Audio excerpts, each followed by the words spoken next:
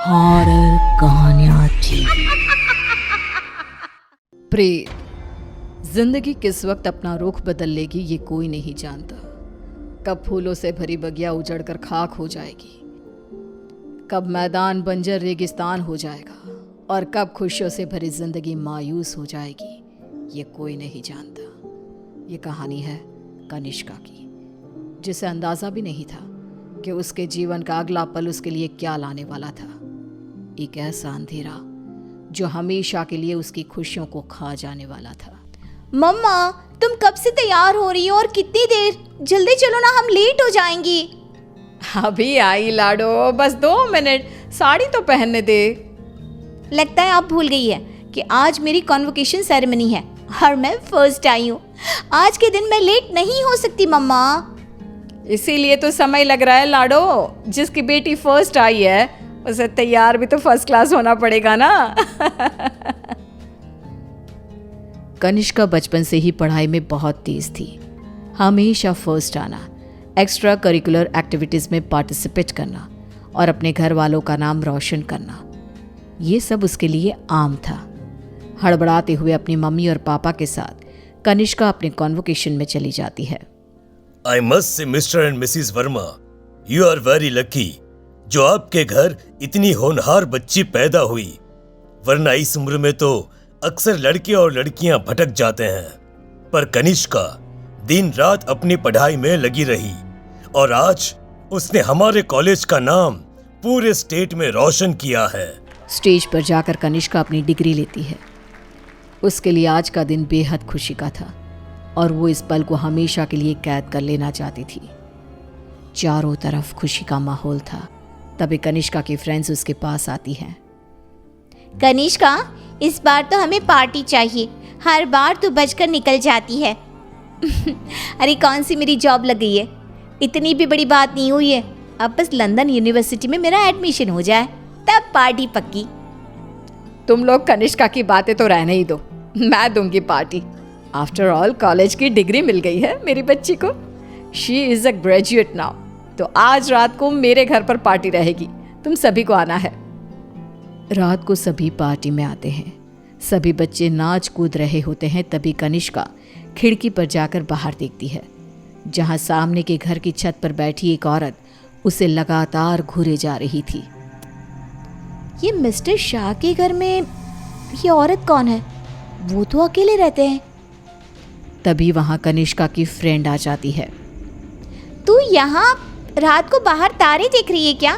चल ना, सब कितना एंजॉय कर रहे हैं। कनिष्का नेहा के साथ चली तो जाती है, पर उसे बहुत अजीब महसूस होने लगता है, मानो कोई सदियों पुराना दुख उसकी आत्मा को याद आ गया हो। ये अचानक मुझे रोने का मन क्यों कर रहा है? और ये स्मेल कहाँ से आ रही है? मम्मी लगता है कोई पार्टी में नॉनवेज ले आया है। Are you gone mad, Kanishka? We all know कि तुम्हारी फैमिली वेजिटेरियन है। तो ये सड़ी हुई मछलियों का गंध कहाँ से आ रहा है? क्या मजाक है ये कहकर कनिष्का जोर जोर से चीखने लग जाती है। कनिष्का की आवाज सुनकर गौतम वहां आता है। ड्रामा मत करो कनिष्का, बस इसी कारण से ही मैं पार्टी वार्टी पसंद नहीं करता। चलो जाओ अपने कमरे में। सभी अपने अपने घर चले जाते हैं और इसके बाद कनिष्का का बिहेवियर और भी खराब होता जाता है। रात को 3 बजे अचानक उठकर कनिष्का दीवारों से बातें करने लगती है। उसकी आवाज़ सुनकर रीना भागते हुए आती है। अरे बेटा, इतनी रात को तुम यहाँ पर क्या कर रही हो? और दीवार को देखकर किससे बात कर रही हो लाडो? कोई नहीं है यहाँ। रीना कनिष्का को सीने से लगा लेती है। कनिष्का का शरीर बहुत गर्म था। रीना ये देखकर सोच में पड़ जाती है।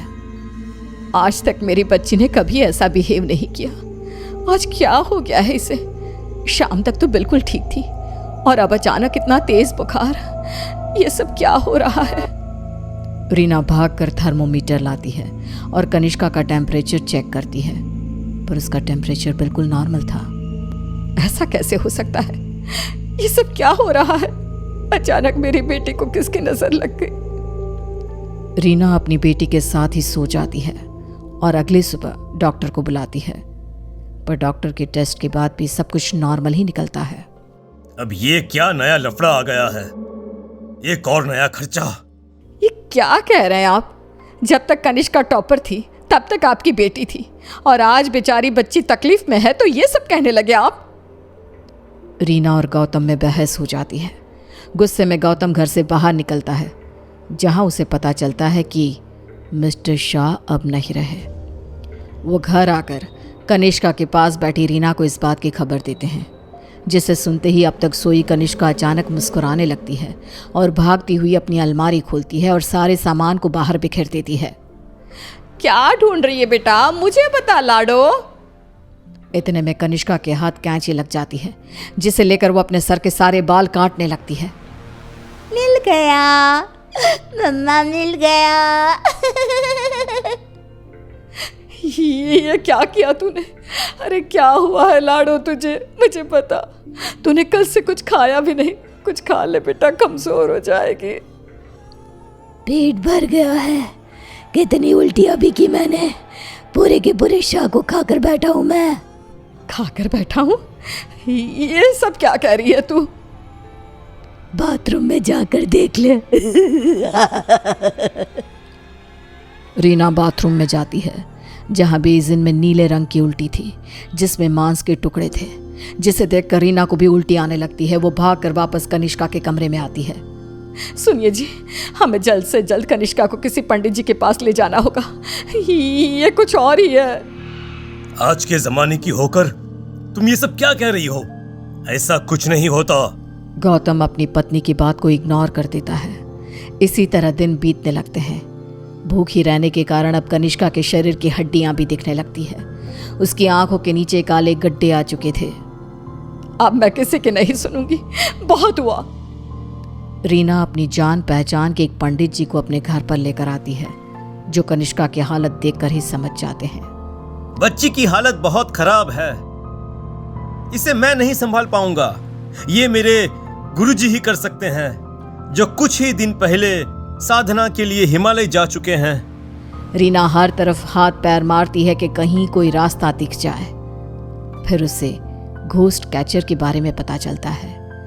डूबते को तिनकी का सहारा समझ रीना उनकी टीम को भी अपने घर पर बुला लेती है, और वो लोग कनिष्का से पूछताछ शुरू कर देते हैं। क्या आई हो तुम और कौन हो? कितनों के नाम बताऊं? मतलब तुम एक से ज्यादा हो, एक से ज्यादा हो इस लड़की के शरीर में। बताओ बताओ कितने हो? हम 42 प्रेत हैं। कनिष्का की बात सुन वहां मौजूद सब लोग हैरान रह जाते हैं। उसके शरीर में बसे इन प्रेतों को निकालना अब किसी के बस में नहीं रह गया था।